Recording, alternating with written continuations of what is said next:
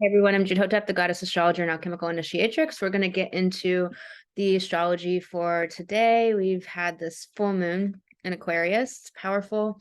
This is really activating the Uranus Saturn square that we dealt with all through 2021 in February and June and December.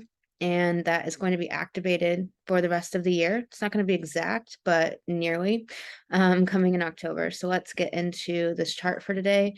Leading up to this full moon, a lot of tired energy. Maybe felt really tired, really drained. It's been a lot of death energy, a lot of clearing out of the dead leaves and all of the dead projects trajectories in our life, the dreams, the ideas about life that we had, the ideas about people in our life, relationships have shifted. Your goals and plans for the future have shifted. So much has changed. So look at where that's at in your life and really honor the death cycle so that you can bring in this new bloom of this full moon. Full moon is when the moon is exactly opposite the sun, and the sun is in Leo. So it's, let me just pull up this real quick. What is happening? Here we go. Technology wants to be super fun.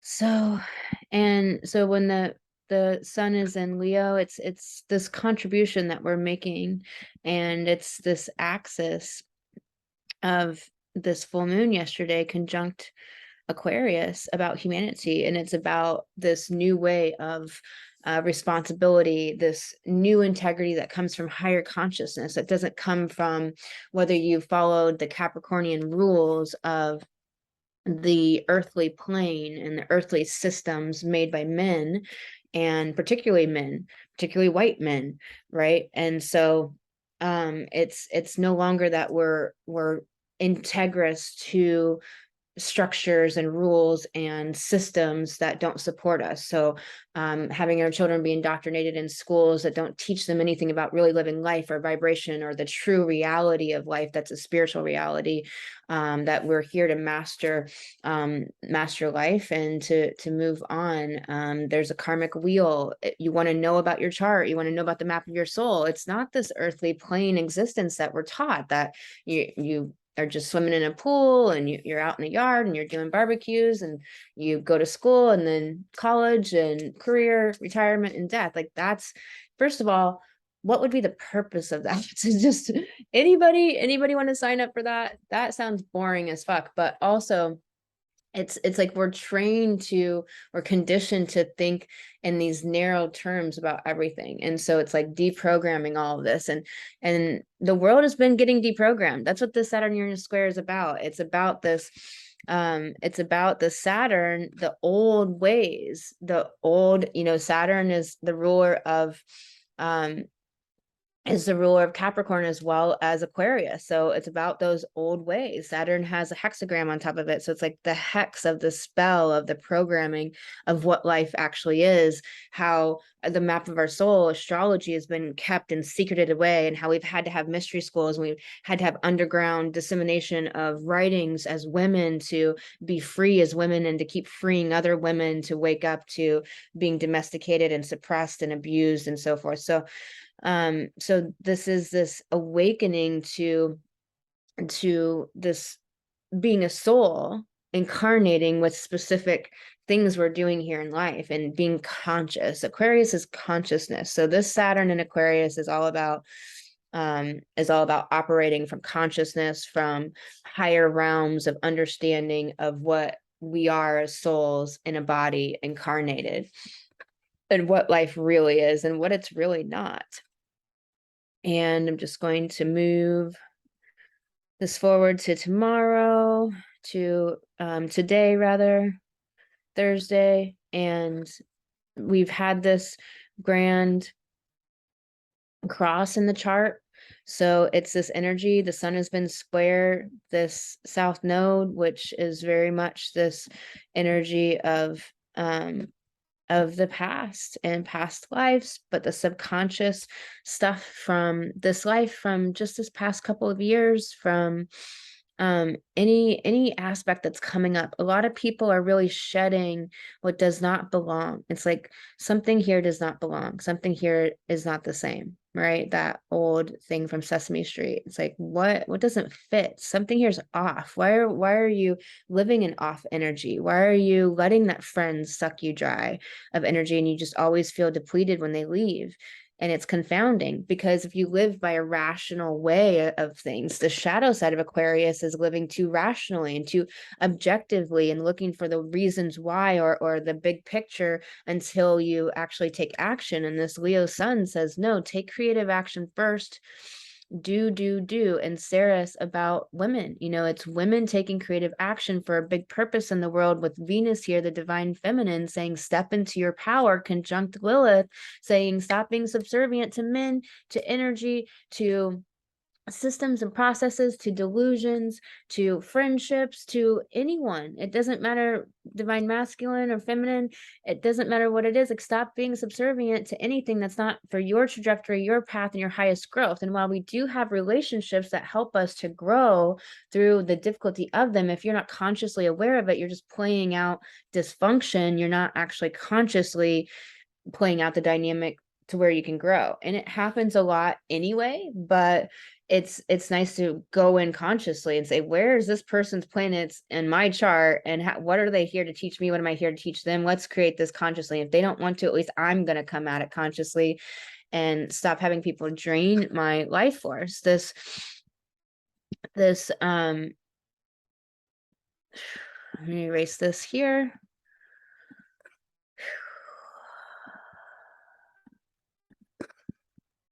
The Saturn at 22 degrees. Oh, I know why this didn't change. Okay, what day is it? Today is Thursday. Yeah, okay, so this chart's for Friday. Like, what's happening here? I'm not responsible for what day of the week it is. Sorry. Can't do that. I can't do that. So this Saturn here is at 22 degrees, it's retrograde still. So we're still reviewing what we understand about this, about humanity, working from a new place, no longer working from old structures, rules, objectivity. We're working from vibration, from higher frequency and higher mind. That's the Aquarius. And we're working for humanity to all be freed from the programming and the spells and the karmic wheel, to all wake up. We're all somewhere on that trajectory. And hopefully you're nearing the last leg of this incarnation. It's crazy how traumatic past lives can be. And doing that past life work is just so healing to this life and what you can create and bloom and blam out into the world. So this Uranus here, conjunct the North Node, and with the square, this is obviously ever nearing this 22 degree mark. I'd have to look and see like what the square, the more exact square is going to be. I can't remember off the top of my head, but it is happening in October. And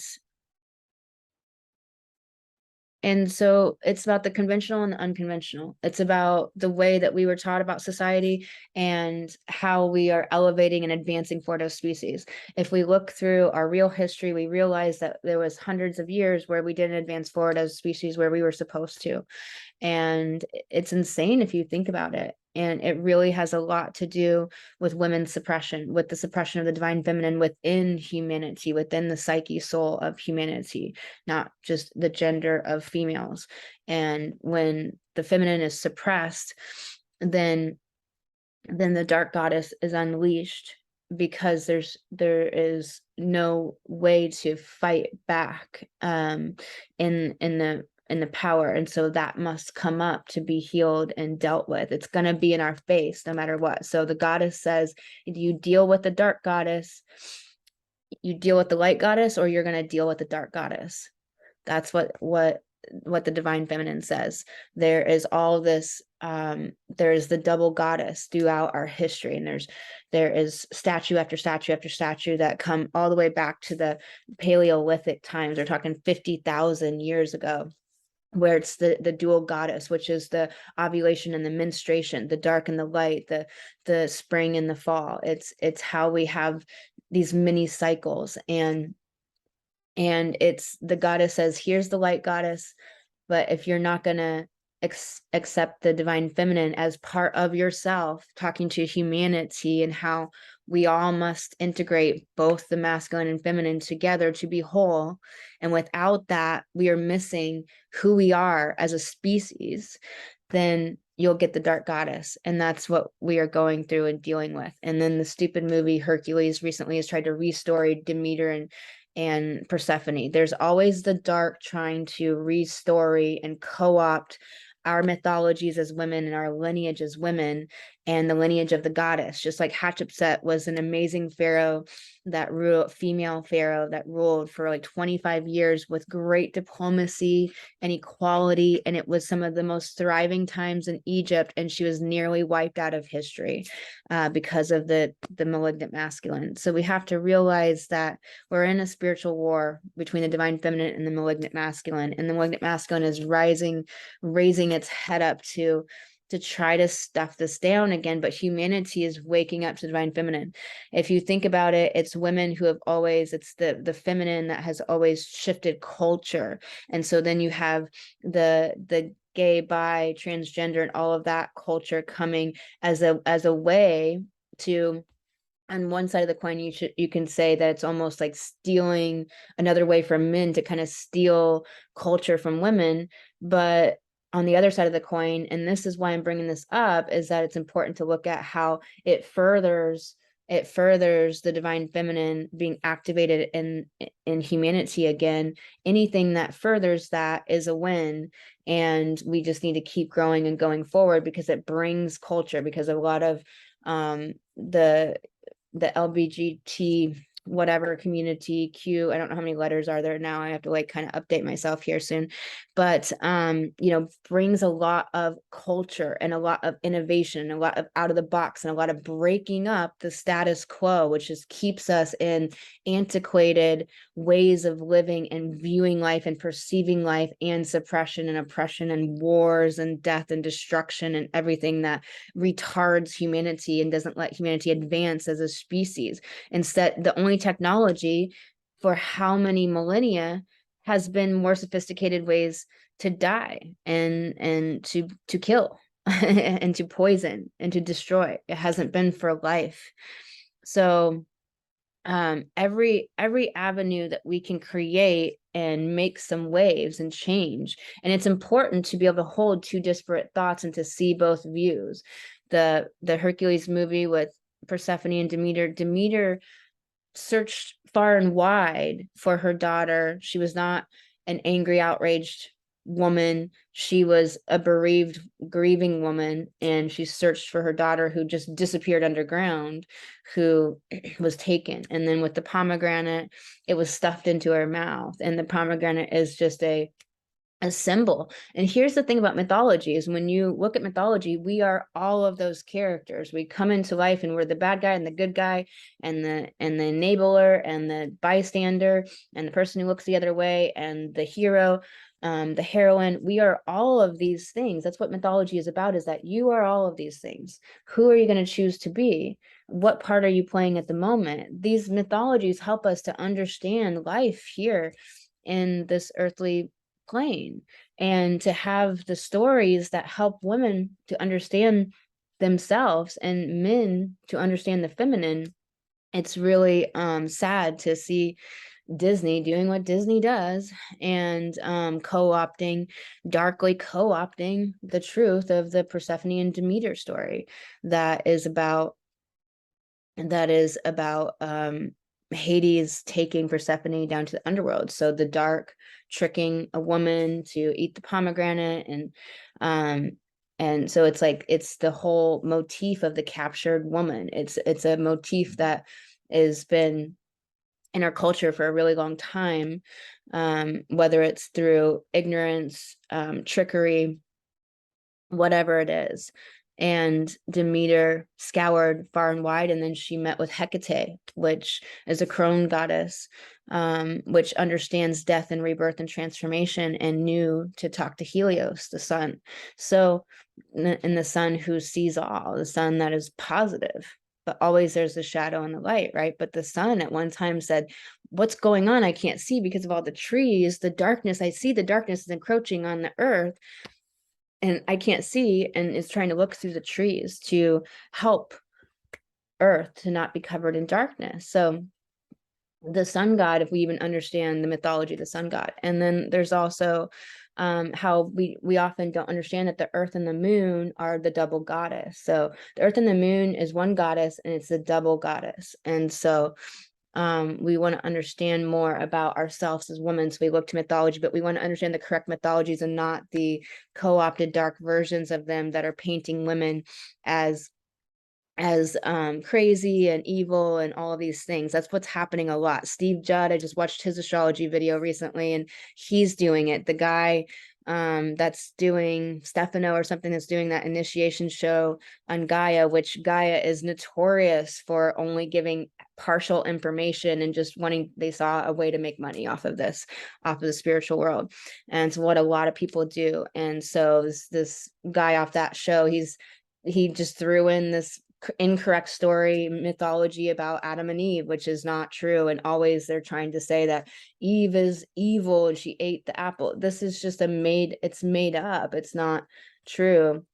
And while all mythology is made up, the point of the mythologies that are made up are to tell a narrative about our life that everyone in the society follows. So back in the day, it was the people who wrote the plays that created, this is how society is going to go, so follow this. And it was the plays and the theater that helped disseminate the information of, like, this is how we're going to live in society. These are the new rules that we're going to live by. This is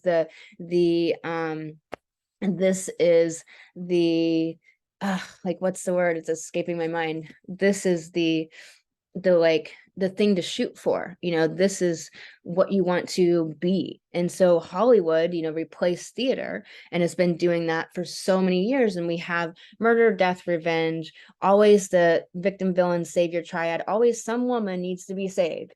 Never is there, rarely, and it's always got some incorrect misinformation type of parts to it that make it not really viable of a true woman supportive story. Is there a woman who is just taking care of herself and doesn't need the man to come in and save? Why does anybody need to be saved? So it's like we have to understand that our mythologies create our narrative of our world and our understanding of our world. So we want to use them to our benefit and create mythologies that help us to grow and evolve, and to put a line in the sand of, like, no, this is what it really is. So it's really important that we're dealing with all of the malignant masculine rising back up, putting out misinformation, co-opting our goddess mythologies and our feminine lineage mythologies, making them dark and putting that just out to the masses, and the masses are ignorant and don't know. And it's true, until we wake up, until we each as an individual wake up, we're ignorant, meaning without knowledge, and we don't know what we don't know, and we're just kind of following along with whatever's out there, la-di-da. So it's easy to kind of, the ego does not know truth from falsehood. And this is a big problem in the culture, because then people just listen to everything they see and they're like, oh, that's trustable, it's on TV, it must be right. So we have to realize what we're doing as light goddesses, what we're doing as divine feminine soulpreneurs is so important. It's really powerful, that we're freeing humans from these programs, from this disempowerment, from not standing up as an empowered soul on this earth to do what you came to do, your real destiny, and not follow somebody else's path and bullshit. So this Aquarius with the North Node's destiny, it's where we're fated to go. What is it in Taurus? The divine feminine, meaning that divine feminine is here to awaken, rise up. It's here till 2026. Uranus in Taurus is here till 2026, and this North Node in Taurus is also about peace. It's about simplicity. It's about the basic things in life that make things really good. And then we'll be moving to an Aries North Node next summer, which means we'll be moving into an identity North Node about how we define ourselves as humanity, who we think we are, what's our identity. And so it's going to be really interesting times. And we're going to be shedding the shadow of Libra. Right now, we're shedding the shadow of Scorpio, black and white thinking, not being able to hold many disparate thoughts at one time, not being able to understand the paradox of life, that there's just paradox. There's dark and light and dark. And there is so many spectrums of life. And this Scorpio South Node is about deep self-intimacy and boundaries and commitment and trusting ourselves at deep levels and being able to have deep intimate bonds. And can people connect on a deep level about vibration? You know, the square to Saturn, is it about vibration and frequency, or are you trying to connect in the old ways, money, status, fame, all those things, you know, are not what the divine's motivated by. It's only what the dark's motivated by. So realize that if you're with people that are into that, like, what are you being motivated by? Are you motivated by love, greed? Are you motivated by fear, hate, status? Like, what are you motivated by? By doing something powerful and meaning? So important questions. I'm gonna pull some cards. So realize that this energy should get a lot better later this week in the collective. There's just heavy energy. There's a lot of sadness energy. There's a lot of weightedness in the collective. And it is just, you may have been feeling all of that. So we have a crazy ass card. So we have weeping wound, pretty intense card. And it's really about understanding that we're not meant to live in the wound. Society, again, the dissemination of information, mostly from Hollywood or TV through movies and media, is really the project fear. It's always, you know, talking about the horrible things of life, or life's so bad, or you're so fragile, or you're so incapable, or you're so disempowered as a woman and you can't take care of yourself, and all of these things. You have to realize that we have to heal our wounds, go in, face the shadow, do the soul work, because that's what you're here to do. If you don't do this work, you're back in the karmic loop, the next life, more confused in this life, wondering why the fuck the shit sucks so bad. It sucks because you're not dealing with the shadow and the karma and the subconscious stuff. It's time to just move through it, do that inner work, and the inner work never stops. We're always going to be evolving and growing, but the thing is you move through massive big things and you just keep getting better at it. It keeps getting easier. It keeps flowing. It keeps being more magical and interesting, and your journey unfolds instead of it being going through the trauma and going through all the ick. So we're not meant to live in wounds. They're meant to heal. We're meant to be happy. We're meant to live at a high state of consciousness. So allow yourself that grace. We have false beliefs is coming up a bunch. So where do you have false beliefs? And that's what that shadow, that's what that Saturn Uranus square is the false beliefs of Saturn that have been projected onto us, that have been forced upon us, the things that we've just taken on from other people that aren't the beliefs of our soul, where we've just become really lazy spiritually, where we haven't chosen for ourselves what to believe and think, and we're just letting other people be our authority. It's coming up big. It's time to really stop letting yourself be limited. So false beliefs are also about the limitations of believing that you're limited or disempowered, or that you're incapable, or that you're not smart enough, or that you can't figure it out. It's about just taking creative action. It's that Leo sun. It's creative action, and then you know more. You don't have to know the big picture Aquarius to begin. You need to know the creative action first. Take that creative action, move forward, and then you can and you know, Mars is in Gemini. It's about lots of ideas and information and stimulation. So it's like, take the creative action on things that are stimulating and fun, and then you'll understand more of the big picture. So we have enough. You were born enough. You were born fully capable, and when you are following your inner authority and your path and your heart, the information of what to do, it comes forward. The how to, the next step, the understandings, the insights, the epiphanies, they all come forward, but they don't come by sitting around thinking about what to do, talking to your friends, mulling over it, talking about it endlessly, and not taking action in your soulpreneurship. So it's really about understanding and believing in the beauty of who you are. Like, elevating your self-worth, elevating. And that's what this North Node in Taurus is about humanity healing our self-worth, as humanity healing our knowing that we are enough. And most people are looking to outside to affirm that and to say that. It's like you have to look inside you, and it should be the only place that you're getting approval or disapproval. I don't care if it's your mother, your brother, your partner, whoever it is. Inside you should be the only place you're getting approval, never from outside. If you're seeking outside approval, you're not standing in your empowerment as a woman. We have confusion, that it happens on the spiritual path.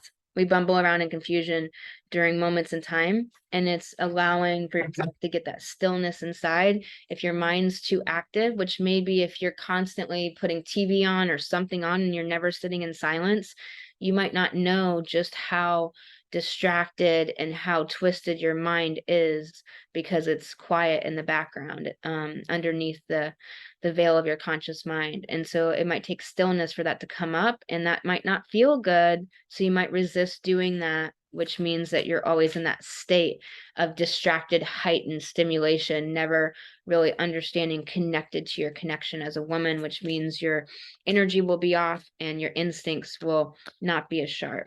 So confusion, seek out a coach, seek out people who have been on this journey before. That's what Icarus, the story of Icarus is all about, is like really understand that we all need guides on the path. We all need people who know more than we do. Radical curiosity, the Mars and Gemini, being curious, excited, fun, stimulated, going after the things that just really light you up. And this card has some color in it. It's whimsical. You know, it's just got a great vibe of like, let's just be in new and interesting and weird and wild situations that are really unique and fun and stimulating. And but also the need for Taurus, North Node, Uranus and Taurus stillness that allows you the deeper insights and frequencies to raise. Uranus and Taurus is so important. So sending you lots of love, and I'll talk to you in the next daily video.